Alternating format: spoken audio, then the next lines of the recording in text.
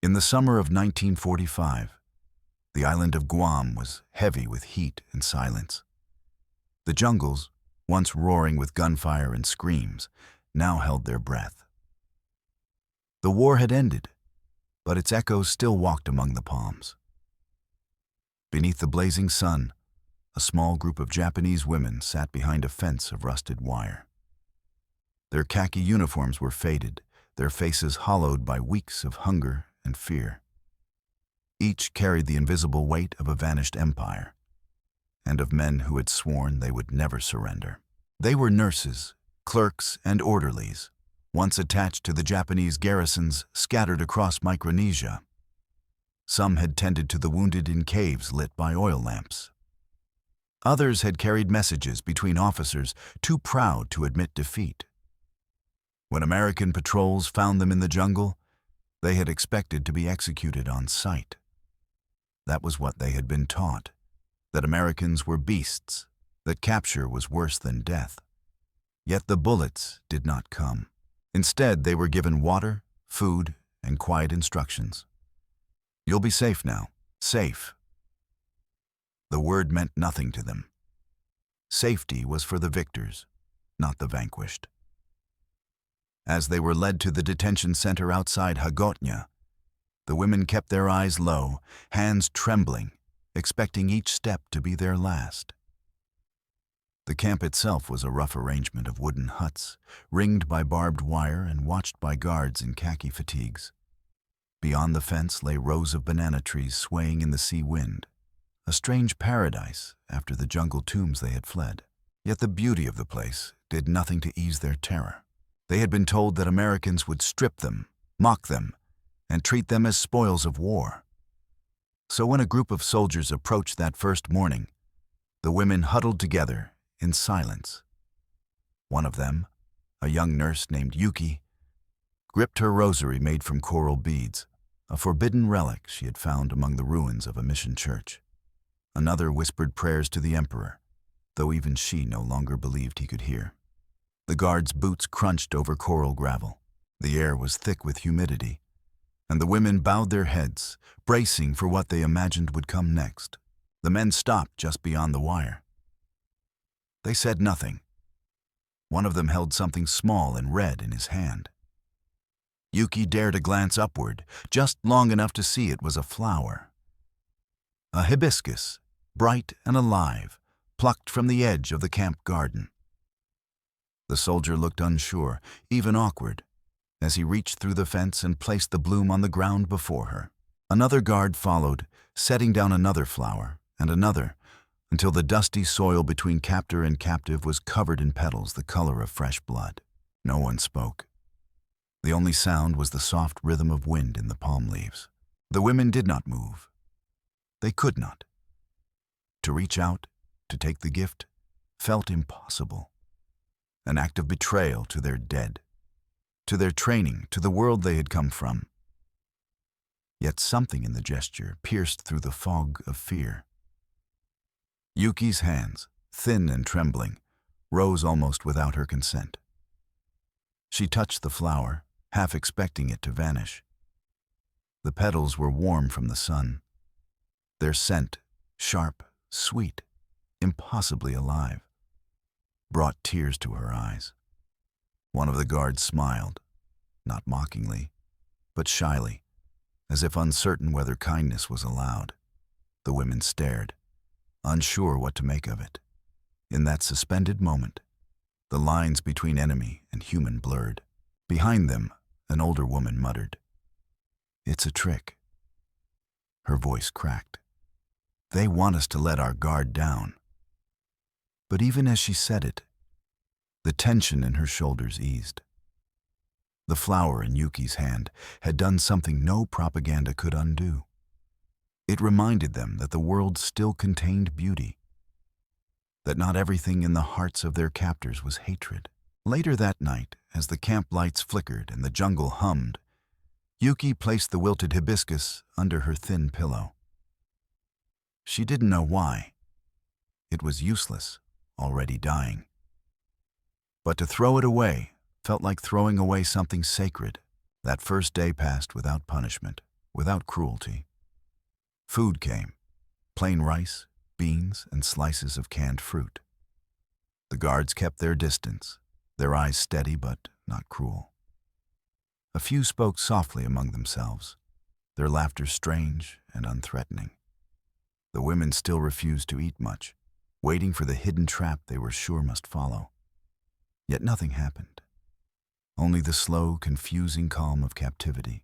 At dusk, when the horizon burned with gold and crimson, the guards walked by again. One of them, the same man who had offered the flower, stopped near the fence. He looked toward Yuki, then pointed toward the sky, where flocks of white seabirds wheeled in the wind. "Beautiful," he said in halting Japanese. "Same in your home?" Yuki hesitated, then nodded. "Same," she whispered. Her voice felt like it belonged to someone else. In that brief exchange, something ancient and wordless passed between them. Not forgiveness, not understanding, but recognition. Two people standing at the edge of ruin, still capable of seeing the world as beautiful.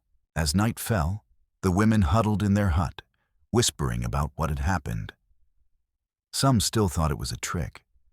Others said the Americans were trying to shame them with false kindness. But in the silence that followed, Yuki's voice was soft. "Maybe they just wanted to give us peace," no one answered.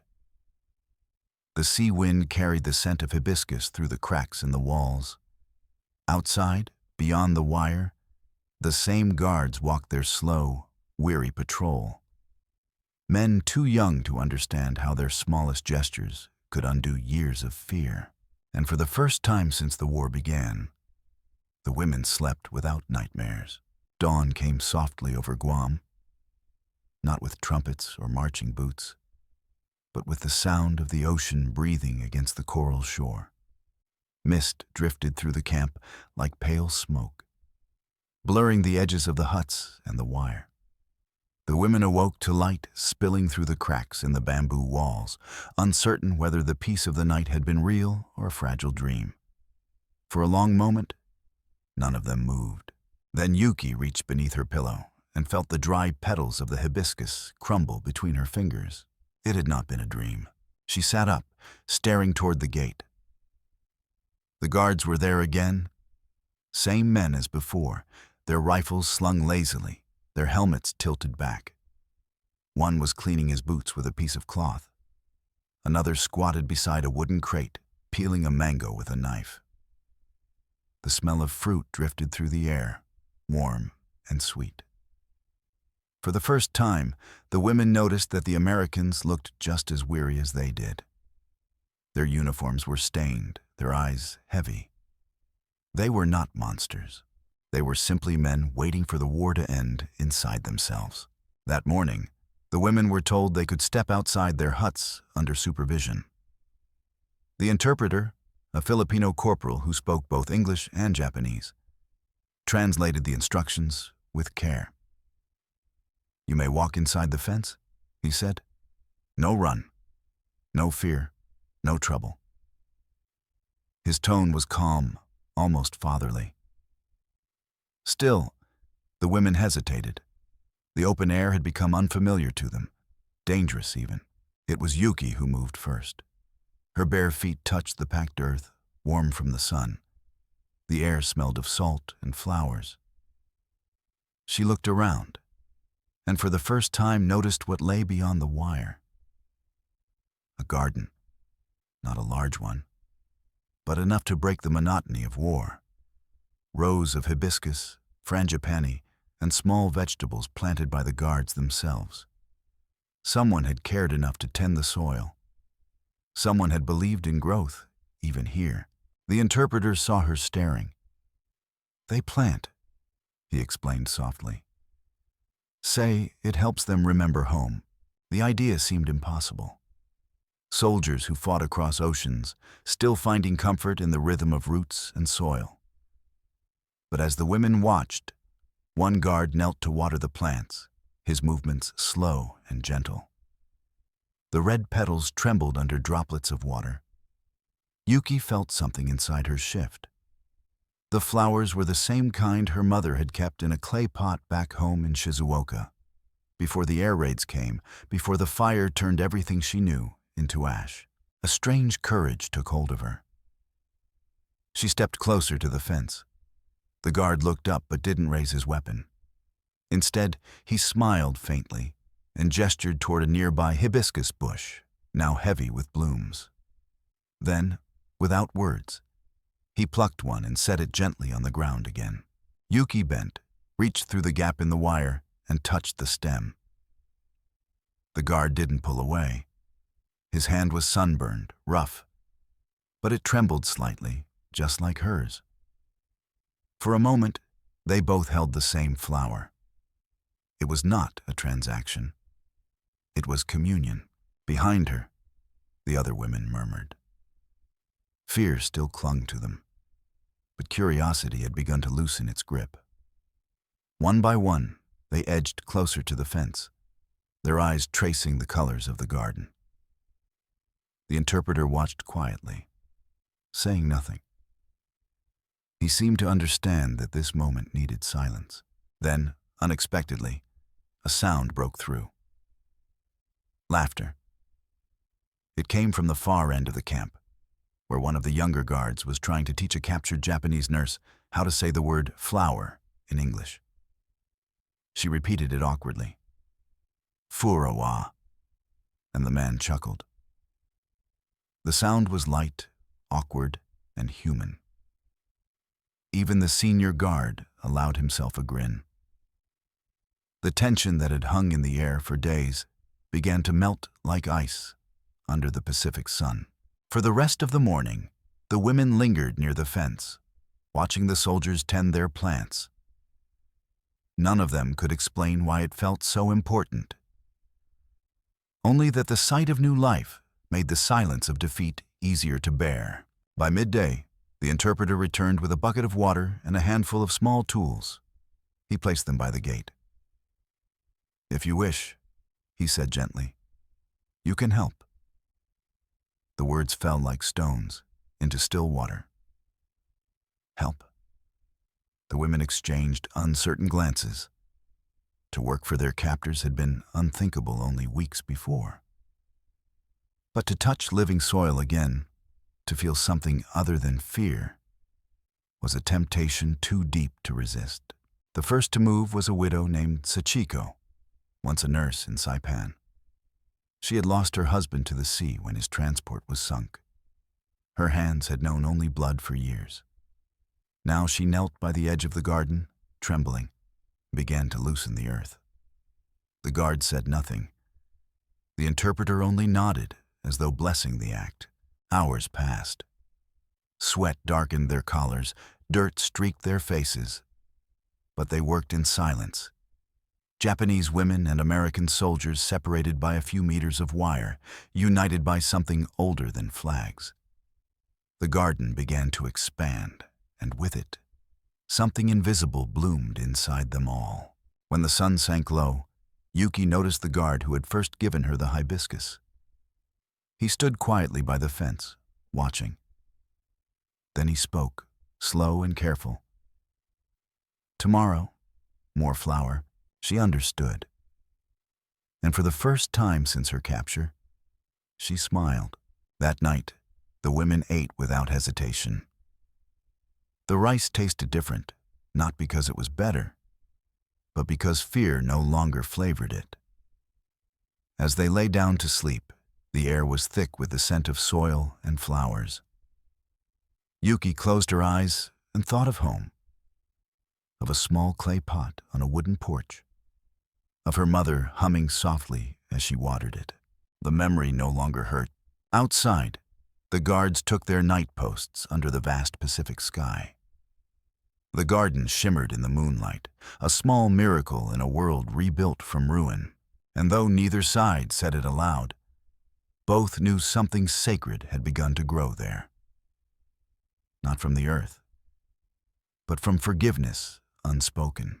The days on Guam began to stretch into one another like ripples on calm water.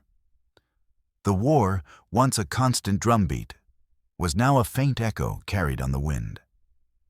Yet inside the detention camp, time seemed both still and uncertain.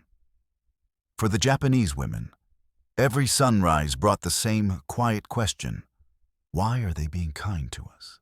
Each morning, the guards opened the gates to the small garden. The women would step out, still careful not to appear too eager.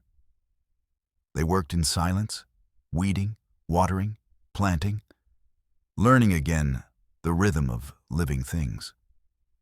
The hibiscus bushes had grown thick and heavy with color.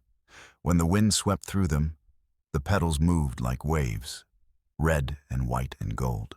The guards rarely spoke, but their presence no longer carried threat. They nodded, sometimes smiled. A few even shared small comforts: extra rations of rice, a cigarette left near the fence, a tin cup of coffee. None of it was ordered. It was the slow, uncertain kindness of men who had seen too much death and were desperate to feel human again. One morning, as Yuki knelt beside the hibiscus row, she caught sight of something glinting beneath the soil: a rusted button. She brushed the dirt away and saw it bore the imperial chrysanthemum. It must have come from a fallen soldier's uniform, left from the last battle before the island fell. Her hand froze. For a long time she stared at the button, its golden flower dulled by time. The hibiscus beside her swayed in the wind, its petals brushing against the relic. For Yuki, the image was unbearable, the emblem of a dead empire touching the living bloom of peace. Tears welled in her eyes, unbidden. She pressed the button into her palm, its edge cutting faintly into her skin. Behind her, the interpreter noticed. "You can throw it away," he said gently. "The war is finished." But Yuki shook her head. "No," she whispered. "It's not finished. Not here." She touched her chest. He said nothing more. He understood. Later that day, as they rested in the shade, the women began to talk for the first time since capture. Quietly at first, then with the release of long-held breath. They spoke of families, of burned cities, of brothers who never returned from China or the Philippines. Each story carried the same ache: loss wrapped in pride. They had believed surrender erased their honor. Now, under the American sun, that belief began to crumble like ash. One woman, Keiko, confessed she had once prepared poison for herself and her unit rather than be taken. "I broke the bottle," she said, voice trembling. "I didn't have the courage to die." Yuki looked at her, then at the flowers. "Maybe courage," she said slowly, "is living after everything tells you not to." Her words settled over them like falling petals. For the first time, the women did not lower their eyes when the guards passed. The men noticed, though they said nothing. That evening, a group of soldiers brought instruments to the edge of the compound: a harmonica, a banjo, and a dented trumpet. They played softly, old American folk songs carried across the Pacific by men far from home. The melody floated through the wire like smoke, unfamiliar yet strangely soothing. The women stopped their work to listen. The tune was slow, wistful. Yuki didn't know the words, but she recognized the emotion beneath them: longing. She felt it in her chest like a memory of something she had never known. Then, from the far end of the garden, Keiko began to hum. Her voice was small, tentative. Soon another joined her, and another. It wasn't an American song, but an old Japanese lullaby, one sung to children before the war had swallowed their innocence. The two melodies tangled in the warm evening air, neither overpowering the other. The guards paused, listening. One of them, the same man who had first offered the flower, took off his cap and bowed his head slightly. No treaty could have marked peace more deeply than that sound. The music of two enemies finding harmony, however brief. When the sun dipped below the horizon, the garden glowed faintly under lantern light. The air smelled of wet soil and hibiscus sap, a scent that clung to everything. It mixed with the salt from the ocean and the faint smoke of the guards' cigarettes. For the first time, the camp didn't feel like a prison. It felt like a place suspended between two worlds, the one destroyed by hatred and the one still waiting to be born. That night, Yuki dreamt of her mother again, watering the clay pot on their porch. But this time, the flower wasn't red. It was white, its petals pure as moonlight. When she woke, tears dampened her cheeks. But they weren't tears of grief. In the distance, she could hear waves breaking softly against the reef. The sea had the same rhythm as breathing, slow, eternal, forgiving. She thought of the button still hidden beneath her pillow, the emblem of a world that had taught her to fear mercy. Then she thought of the flower the guard had placed in her hand, and she realized that one symbol no longer erased the other. Both belonged to her story now. Before dawn, she stepped outside and placed the button at the base of the hibiscus bush. "Let the old feed the new," she murmured. The earth accepted it without judgment. When the first rays of light touched the petals, she felt a stillness inside, a quiet she hadn't known since childhood. It wasn't victory. It wasn't surrender. It was simply peace. And though the war's ruins still smoldered across oceans, on this small island, among strangers and enemies, a different kind of reconstruction had already begun. One that would never make the history books, but would live in memory, fragrant and enduring, like the flowers that grew from soil once soaked in blood. The peace inside the camp was fragile, a thin film of calm stretched over deep waters. Though the women tended the garden and the guards smiled when they passed, the war still lived in the bones of everyone there. It was not easily forgotten. The same men who offered hibiscus flowers carried ghosts in their eyes. The same women who sang lullabies had once whispered to dying soldiers in caves, their hands sticky with blood. One afternoon, a storm swept over Guam. Sudden, furious, tropical. The sky turned black, and rain fell in thick, relentless sheets. The guards shouted to secure the tents and crates. The women rushed inside their huts, clutching blankets, afraid the wind would tear away the walls. Lightning split the sky, and thunder rolled across the sea like the drums of war returning. When it was over, the camp was drenched and quiet again. The ground had turned to red mud. The garden lay half-flooded, the flowers bent and broken. The hibiscus, those same bright symbols of peace, were scattered like wounded soldiers. Yuki walked out barefoot, her clothes soaked, and knelt beside the ruined blooms. One of the guards approached, wordless, carrying a wooden crate to rebuild the garden bed. She helped him silently, both of them covered in mud. No words were needed. They rebuilt what had fallen, side by side. By evening, the rain had stopped, but the sky stayed gray. The interpreter came to the huts, carrying an old newspaper. He unfolded it carefully, revealing the black and white photograph that would change the silence of the camp. It showed the image of a city. Gone. Just ash and smoke where Hiroshima once stood. The women stared. Some didn't understand at first. Others understood too well. The interpreter spoke quietly. "It's true. A single bomb. Many dead." The room swayed in silence. Yuki's breath caught. She thought of her brother, stationed there as a medic, and of her mother, who might have sought shelter in that same city. Her hands trembled, gripping the paper until it tore. Outside, the garden still dripped with rainwater. the scent of hibiscus mixed with the salt of the sea, and somewhere far off, thunder echoed again. Softer now, but endless. That night, no one spoke. The guards avoided the huts, unsure of what to say. Even the insects seemed muted. For the first time since captivity, Yuki wished the fence were stronger, higher, to keep out the truth that had just crossed it. At dawn, she found herself by the fence again. The same American guard stood there, his helmet hanging by his side, his face drawn.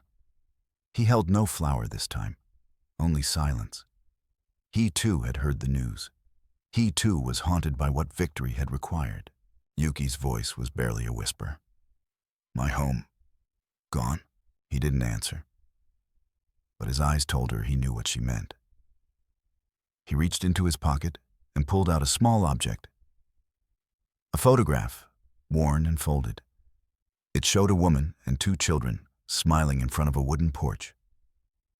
He held it up for her to see, then pointed toward the sea. "My home," he said softly. "Maybe gone too. My brother." Okinawa.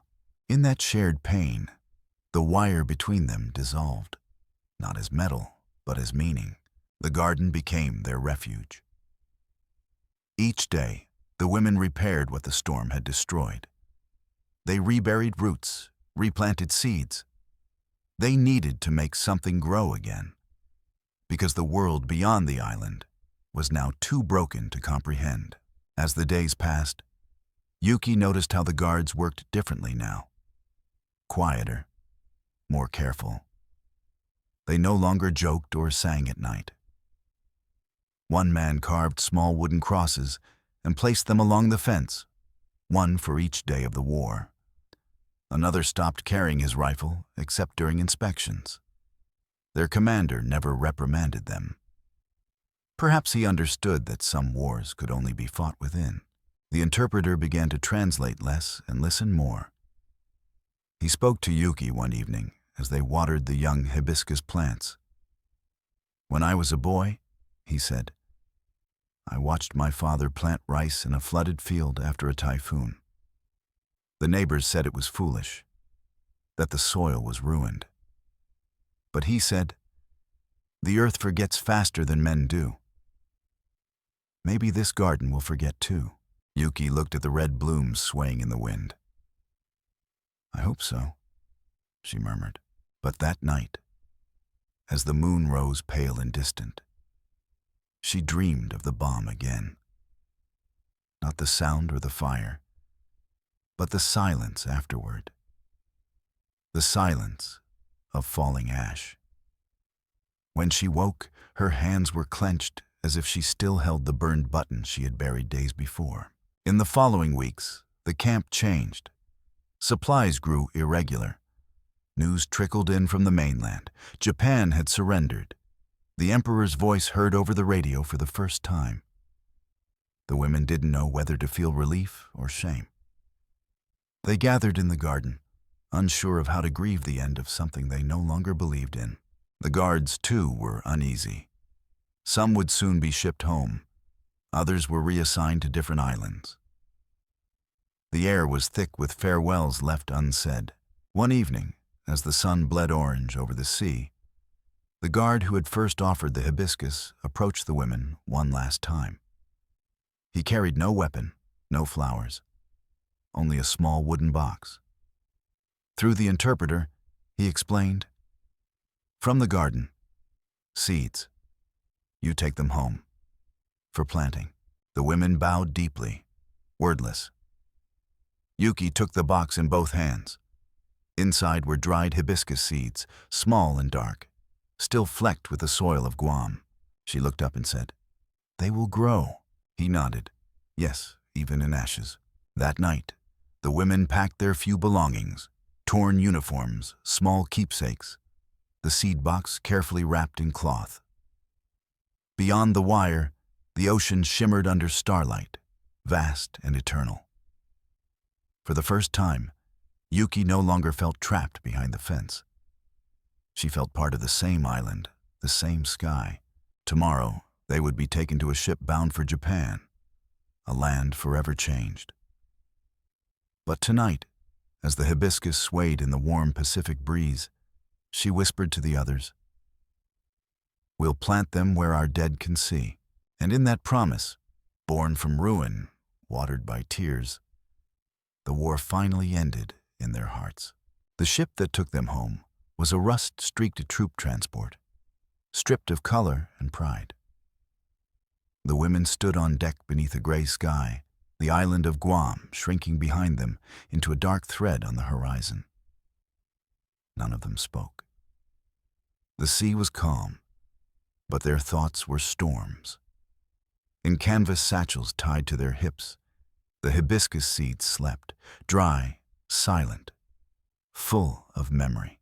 Yuki kept her bundle close. She pressed it to her chest every time the ship rocked or a seagull called overhead. She had no family waiting in the ports of Japan. Not anymore. Yet the seed box, light as it was, felt like her entire history. She was no longer the same nurse who had trembled behind the wire. She no longer believed the Empire's words about honor or shame or even nation. What she believed in now, what she carried, was soil. When they reached Yokosuka, the port was ash and silence. Cranes hung like broken limbs against the skyline. The city was flattened, the air thick with smoke and the scent of rot. Rows of widows stood near the docks, hoping, praying, not recognizing the faces that returned. The American MPs unloaded them with quiet efficiency.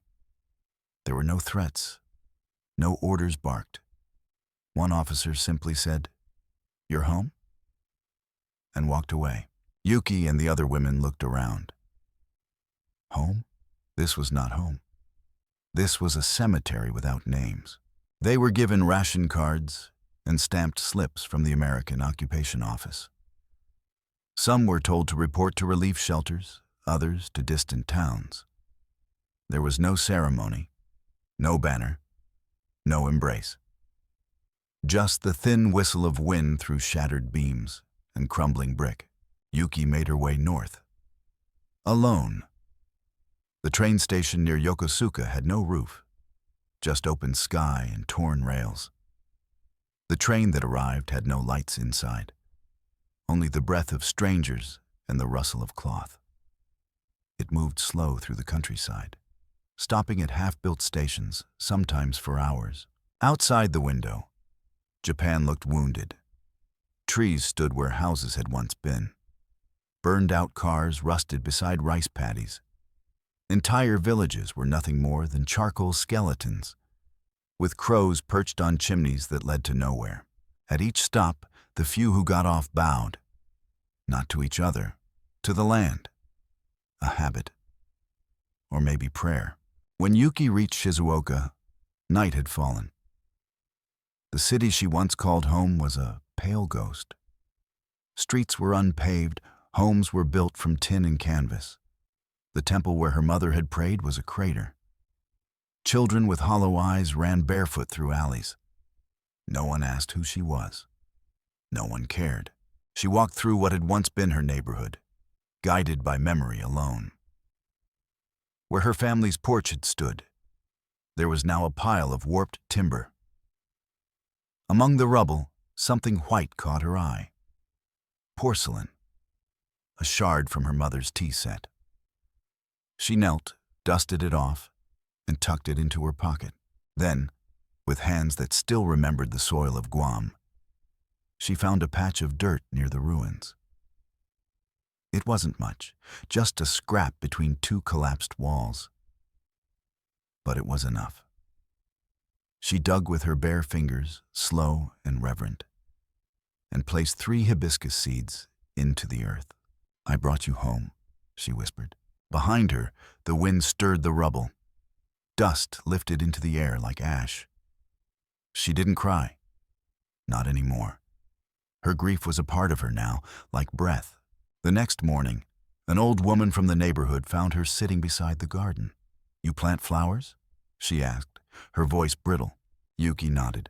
"Why flowers? Why not food?" Yuki looked up, met her eyes. "Because food feeds the body," she said. "But these feed something else." The woman looked at the mound of soil. "They won't bloom. The war poisoned everything. They bloomed once." Yuki replied softly, "In a place where no one thought anything could grow." She did not explain Guam. She didn't speak of the guards, or the hibiscus petals placed at her feet, or the muddy hands of enemies planting side by side. Those stories would be too strange, too gentle for a world still shattered. Instead, she watered the soil with a tin cup borrowed from a stranger. She sat beside it every morning, watching the sun rise through the broken beams of her old home. Weeks passed. The rains came. The earth shifted. The women in the neighborhood began to stop and watch. Some brought cuttings from their own homes. A boy gave her a rusted spoon to dig better. A man offered ash for fertilizer. And then, one morning, a green shoot broke the surface. The hibiscus was alive. It grew slowly, stubbornly, refusing to die. And when it finally bloomed, wide, red, defiant, Yuki stood barefoot in the garden, bowed her head, and whispered a name. Not a name of war, but of peace. Her neighbors began planting too, not just food, but beauty. They brought marigolds, lilies, and sakura saplings. The garden grew, and with it, the memory. No one built a monument for the women who returned from Guam. No statues, no scrolls. But every time a flower bloomed in that scarred neighborhood, a different kind of history was told. Not of generals or bombs, but of trembling hands, broken voices, and kindness given without reason. And that was enough. And that was enough. But memory does not rest easily in the soil. It shifts, stirs, sprouts in places one doesn't expect. In the years after the war, life in Japan took on a strange rhythm. One part survival, one part forgetting. Cities rose from ashes. Children ran through alleys filled with bicycles and wooden sandals. The black markets buzzed, and new words crept into daily speech. Chocoreto, Jeep, Ragiocasetto. The country bent under the weight of shame, yet leaned toward the future with trembling hope. Yuki found work in a small clinic. Not a nurse, not yet. But cleaning floors, washing linens, tending to the sick when no one else dared. Her hands, which had once buried the wounded and planted hibiscus in enemy soil, now bandaged fevers and carried rice to mothers too tired to cook. She said little. She smiled softly. People called her kind, never knowing what she had seen. But every evening, she returned to the garden. It had grown into something larger than she imagined. Not grand, not curated, wild, even unruly. With flowers blooming out of broken teacups, old kettles, and the shells of artillery casings that children had dragged in from abandoned bunkers. Each bloom was a story. One hibiscus for the soldier who bowed instead of shouting. One lily for the interpreter who offered silence when words failed. One marigold for a woman who once tried to swallow poison and now taught children how to write. One evening, a young reporter from Tokyo came through town. He had heard whispers, not about the war, but about the woman who made flowers grow where bombs fell. He was polite, curious, not the kind who wanted headlines, but the kind who wanted to understand. Yuki welcomed him with tea and pointed to the soil. She told him little, not names, not commands, not sides, only the shape of things. A red flower handed through barbed wire, a photograph shown in silence, seeds packed into cloth and returned like bones to the land of the dead. The reporter listened carefully. When he asked why she planted flowers instead of food, she answered, "Because war takes our mouths, but beauty helps us speak again. He wrote an article, just a small one, in the back pages of a local journal. But it spread. Within months, strangers began sending seeds to the clinic. Some came in envelopes with no names. Others included folded letters from American veterans, from widows, from children of the occupation who had heard fragments of stories. One letter arrived from Hawaii. The handwriting was careful, uncertain. My grandfather served on Guam. He never spoke of the war, only said once, "There was a girl with a flower. She reminded me we were still human." I don't know if that was you, but I'm sending you these. They're hibiscus from our garden. Maybe it's time they made the trip back. Yuki read the letter 3 times, then folded it carefully and placed it beneath the same teacup where her first bloom had opened. That summer, she taught the neighborhood children how to press seeds into the ground. She taught them gently, don't force them, speak softly, water early when the light is kind. They listened, not because they were told to, but because they sensed that what she planted was not just flowers, but memory. Sometimes she told them stories, not about killing or soldiers, but of colors, smells, the moment a hand reaches past fear to offer something small. She never said, America. She never said enemy. She only said, people. Just people. One boy, no older than 6, asked her one day, "Did the flowers grow because you prayed?" Yuki smiled and thought of the guard's sunburned hands, the interpreter's quiet voice, the flood that bent but did not break the hibiscus rose. "No," she said softly. "They grew because someone didn't have to be kind and chose to be anyway." That night, after the children had gone, she walked the garden slowly, barefoot. The stones were warm from the day.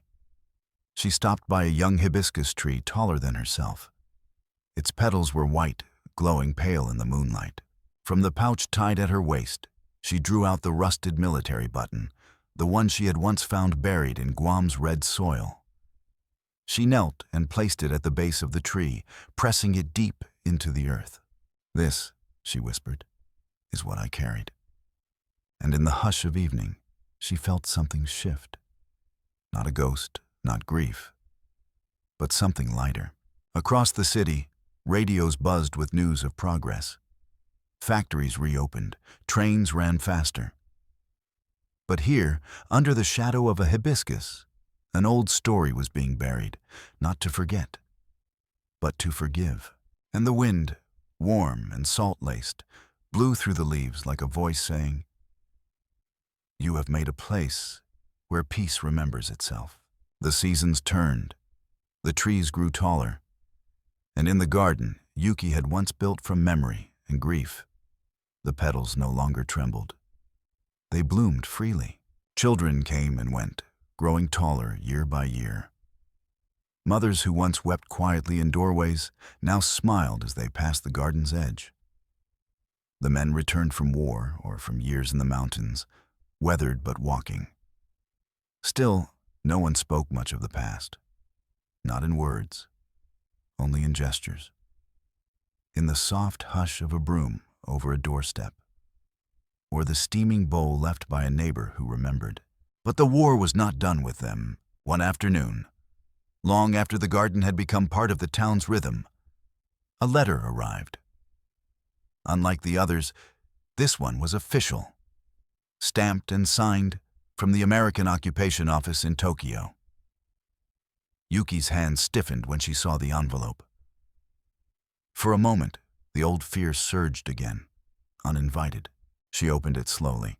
Inside was a typed request, translated into careful Japanese. The United States Department of Army Archives has begun documenting accounts of civilian experiences from the Pacific campaigns. A former U.S. serviceman, now retired in Oregon, has submitted a statement referencing a Japanese woman who accepted a hibiscus flower through a barbed wire fence.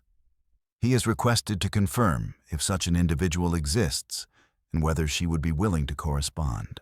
Below, in neat cursive, was the name Staff Sergeant Daniel M. Price. Yuki sat for a long time without moving. The name stirred something in her, though it had never been spoken aloud.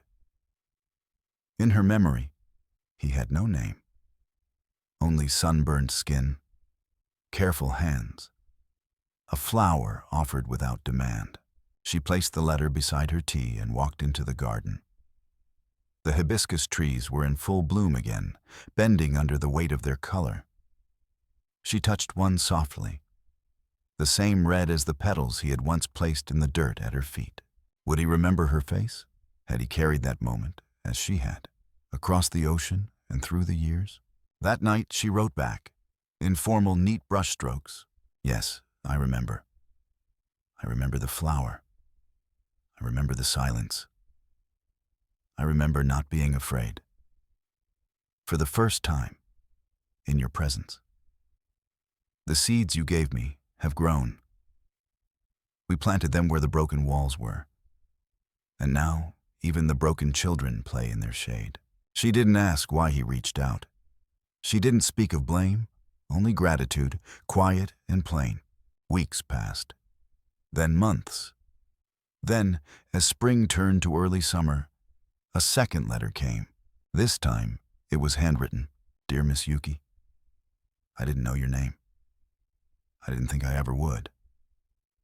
When I gave you that flower, I had no orders.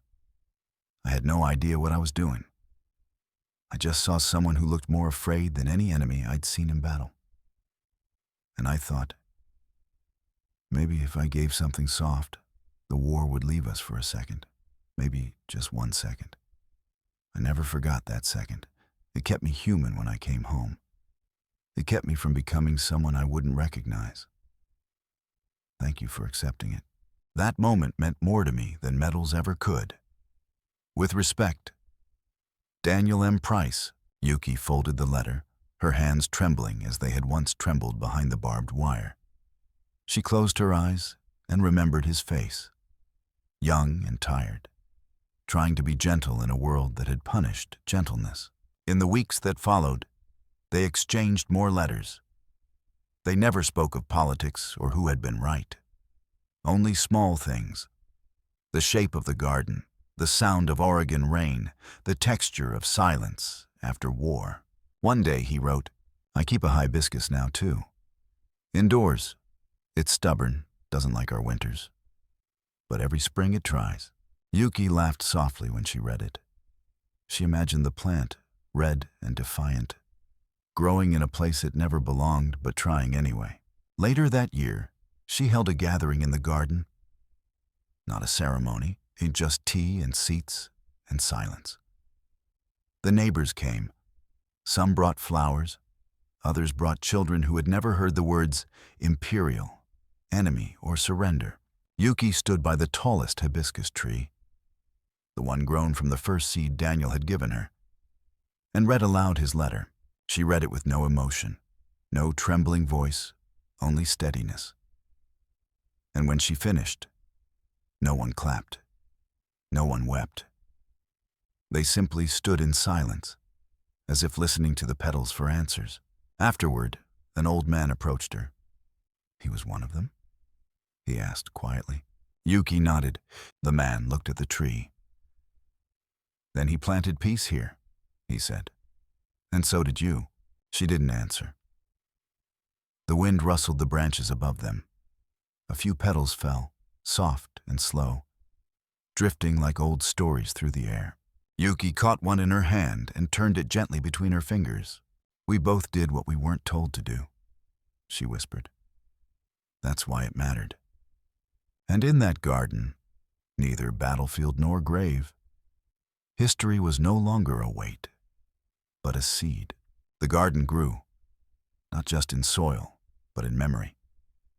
It became a place people came to quietly, without invitation, without ceremony, to remember things they didn't have words for. There were no plaques, no lessons, no arguments, just petals and wind, and a woman named Yuki, who had once trembled behind wire and now walked among blossoms like someone tending to sacred ground. By the 10th year since her return, it was no longer her garden. It was the town's. A carpenter built a low bench along the northern edge, shaded by cherry trees. A teacher began bringing her students each spring to draw the flowers in silence. An old widow, whose son had never returned from Saipan, brought small incense sticks and placed them in the soil beside the hibiscus. People did not ask questions. They simply left their grief at the roots.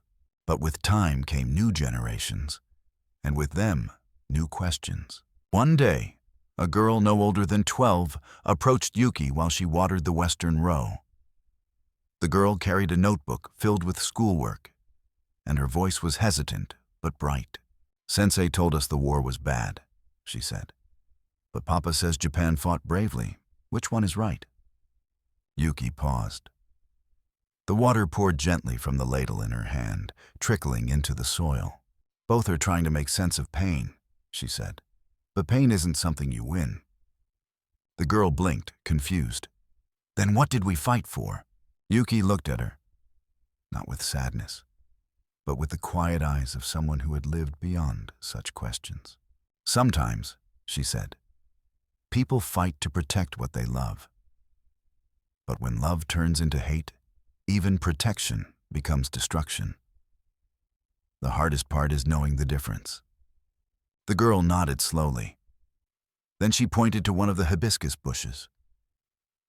"Did you plant this one?" Yuki smiled. "No, that one planted itself. It grew from a seed that fell without asking permission." "Is that allowed?" the girl asked. Yuki laughed. "The best things often aren't." That night, she sat alone by the oldest tree in the garden. The one grown from a seed passed through war and ocean, through fear and silent hands. She held the latest letter from Daniel Price in her lap, postmarked from Oregon, dated 2 months ago. He had written less these past few years. His handwriting trembled more now. In his last letter, he spoke of sitting by his porch, watching his hibiscus try to survive another season. "I think I'm like the flower," he wrote. "Stubborn, out of place, but still reaching for the sun." Yuki had not replied. Not yet. Not because she didn't want to, but because she didn't know how to say goodbye to someone she had never truly met, and yet who had lived in her shadow for a lifetime. Instead, she wrote something else, not a letter, but a prayer. She pressed it between 2 leaves of her hibiscus journal and tucked a fresh seed beside it. Then she placed both into a small envelope, along with 1 pressed flower from her garden. She mailed it to Oregon with no words, just her name, her handwriting, and a single line beneath the return address. For the next bloom. Weeks later, no response came. She didn't expect one. She felt in her bones that the silence had returned for good. But she also felt something more enduring than absence. The way a tree knows when its leaves are no longer needed, yet still waits patiently for the next season. That winter, the first frost came early. The hibiscus dropped their blooms faster than usual. Children wrapped scarves around their necks and watched the garden sleep beneath a blanket of wind. Yuki did not grieve the cold. She had learned long ago that stillness is not death. It is waiting, listening, a kind of breath. She spent her days writing in the clinic office now, helping to translate letters for families still searching for closure. One morning, she received a request to assist a young Japanese-American woman visiting from California. The woman's grandfather had served in the Pacific. She was retracing his footsteps, carrying with her a journal filled with strange sketches. Flowers, islands, the outline of a woman kneeling in a garden. Yuki opened the journal and recognized the style immediately. "This is his?" she asked. The woman nodded. He never talked about the war, but he said once, "I met someone who reminded me what it meant to be human. I gave her a flower. She gave me something back I didn't understand until years later. Yuki's hands trembled slightly. She turned the page, and there, among the sketches, was her face. Not exact, but the tilt of the eyes, the hair pulled back, the hands cupped around a bloom. He remembered, Yuki said. The woman smiled. He never forgot. That evening, Yuki walked the garden once more. The wind was sharper now, the ground harder. But near the old wall, one hibiscus remained, its petals frayed, but still open. She touched it gently and whispered, "We're still blooming, Daniel." Then she bent low and placed a new seed beside it. No ceremony, no witness, just the rhythm of soil receiving memory. And in that act, small, quiet, full of meaning, the war ended again, just as it always must, in every hand that chooses to plant instead of pull the trigger. Years passed like leaves blown through a quiet valley. The hibiscus trees in Yuki's garden had long outlived the memory of the war in most homes. The children she once taught to kneel softly in the soil were now adults. Some living in cities, some raising their own families in the same town where the garden still bloomed, quietly watching over the living. But not everyone forgot. One spring morning, a letter came. Not from America, not from Tokyo, but from a university in Okinawa. The envelope bore the crest of the Department of Post-War Memory and Civilian Archives. Inside, a young researcher wrote with a gentle tone, "We are gathering oral histories of women who lived through the Pacific Theater, particularly those whose stories have not yet been recorded in national archives. We have heard of your garden, your letters, and your experience on Guam. Would you be willing to share your story in your own words?" Yuki read the letter twice. Her hands, though weathered, held the paper delicately like a petal from long ago. She stared through the open window where the garden swayed in the breeze. Beyond the hibiscus, two sparrows were tugging at dry twigs, building something of their own. She thought of the years, of silence, of the faces that had grown dim with time, and those that bloomed each spring with the garden. She had never asked for her story to be told. She had lived it once, buried it gently, and returned each year to water what remained. But now, someone younger, someone not born of the war, was asking to carry it forward. That afternoon, she agreed. The university sent a student, a quiet, serious girl named Naomi, whose grandmother had been in Manchuria during the final days of the war. Naomi carried a recorder, a notebook, and questions that she asked with great care. But Yuki did not need prompting. She began to speak not from memory alone, but from rhythm, as if the story had been waiting all along in the earth beneath her. She spoke of Guam, of the wire, of the flower laid down like an offering from one frightened soul to another. She spoke of Daniel Price, though never his full name. She called him the man who bowed without bowing. She told Naomi of the moment the air shifted, when kindness replaced suspicion, not by command, but by the trembling of one hand reaching through fear. Then she paused, looked at the sky. "You must write it all down," she said softly, "but not to remember the war." Naomi tilted her head. "Then why?"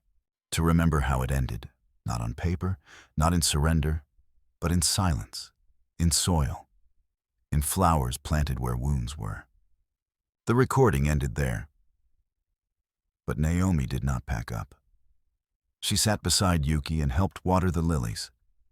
That evening, she left with seeds in her bag, and something heavier in her chest, a burden that did not hurt, but called. 2 months later, Yuki received a small package from Oregon. Inside was no letter, only a photograph. It was Daniel, older, white-haired, smiling faintly beside a hibiscus bush in full bloom. The image was dated 2 years prior. On the back, written in careful pencil, were 5 words. "They're still blooming. So am I." Yuki held the photograph to her chest and closed her eyes. A part of her had known he was gone, that the last letter would be the final one.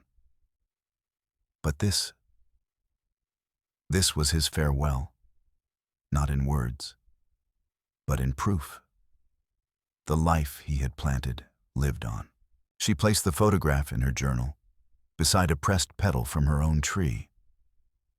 Then she opened her drawer and removed the seed box, the one he had given her all those years ago, its edges softened by time. She opened it, and inside, only 2 seeds remained. She took one, the final offering, the last thread between them. That evening, she walked to the northern edge of the garden, to a place where the wind touched the soil with more tenderness than anywhere else. There, she knelt and pressed the seed into the earth. No ceremony, no words, just the pause between heartbeat and memory. And as the stars emerged, quiet and unhurried, she whispered, "One more bloom, for the ones who could never return, and for the ones who chose to." The next morning, she placed the final seed in the journal in a small wooden box and gave it to the town temple. "For the next storm," she told the priest. "So someone remembers how we rebuilt." The priest bowed low. "You've made more than a garden," he said. "You've made a memory that grows." She smiled. "Memories are flowers. They wilt when kept to ourselves." And that day, a new family moved into the house across the street. A child peeked through the fence at the garden's edge, eyes wide. Yuki knelt and handed him a single red bloom through the wooden slats. He took it without fear.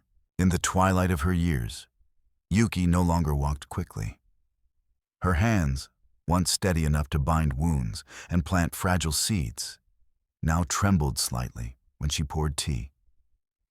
But she never stopped tending the garden. Not once. The children who once played in its shade were now adults with gray at their temples. Some had moved away, sending letters back home with stories of distant cities. Others had stayed, helping her prune branches, mend the fence, and water the flowers when her knees no longer let her bend. But the garden had never belonged to Yuki alone. It had become a part of the village, a quiet monument with no stone, no statue, only living things growing where ruin once ruled. Each spring, the hibiscus bloomed again. Reds, whites, even a few rare yellow ones. Hybrids born from seeds that had crossed oceans and been carried in envelopes, pockets, and trembling hands. Some said the soil there was different, that the flowers bloomed brighter than in other places. Others said it was because they had been planted with sorrow. Yuki never explained. She only smiled and said, "The ones who came before still walk here." By now, her name was known beyond the village. Students came from universities in Tokyo and Hiroshima to study the garden, not for its species, but its story. They brought tape recorders and sketchbooks, asked questions about war, reconciliation, memory. Yuki answered softly, if at all. She was less interested in being studied than in watching how they handled the petals. She could always tell who was ready to understand. One day, a woman from the city brought a small camera crew. She asked if she could film Yuki walking through the garden, maybe holding a flower. Yuki declined gently. "The flowers will speak for me," she said. "They've always known what I could not say." Instead, she pointed to the wooden bench beneath the tall hibiscus tree, the one grown from the final seed she had planted for Daniel Price. "Film that," she said. "That tree knows the whole story." The camera woman didn't understand, but she did as she was told. In the seasons that followed, Yuki spoke less and listened more. She began to sit for hours in the shade, her hands folded in her lap, eyes half closed. Sometimes she whispered to the earth. Other times, She simply watched the wind comb through the branches. One summer morning, she did not rise from her bench. A neighbor found her, her head tilted slightly as if asleep. A single hibiscus bloom had fallen into her lap, untouched, unshaken by the wind. There was no fear in her expression, only stillness. The town held no grand funeral. Yuki had asked for none, but people came from far and wide, not to mourn, but to tend the garden. One by one, they brought water, trimmed vines, replanted soil. Children planted new seeds in small corners where nothing had yet grown. An old man placed a faded U.S. military patch beside the oldest tree, then walked away without speaking. No one touched the bench.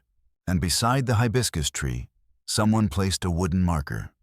Simple, hand-carved. No date, no title. It read, "Where fear was planted, peace bloomed." Years later, travelers from across the world would come to see the garden. Some left stones, others left folded notes, tucked between leaves or buried in the roots. Messages to fathers who never came home, to brothers lost at sea, to enemies they had never met, but still dreamed of forgiving. One day, a group of schoolchildren from the United States arrived, led by a teacher whose grandfather had once served on Guam. She told them of the woman who had taken a flower through a fence and turned it into a field. At the edge of the garden, a little boy knelt beside a blooming hibiscus. He didn't speak Japanese, but as he placed his palm on the soil, he whispered, "Thank you." No one needed to translate. And high above them, in a sky once darkened by fire and steel, the sun poured down gently on a world that still remembered how to grow. The garden remained, not untouched by war, but transformed by what came after. Not a shrine, not a battlefield, but a lesson, blooming quietly, where enemies had once stood in silence, and chose, for one fragile moment, not to fear.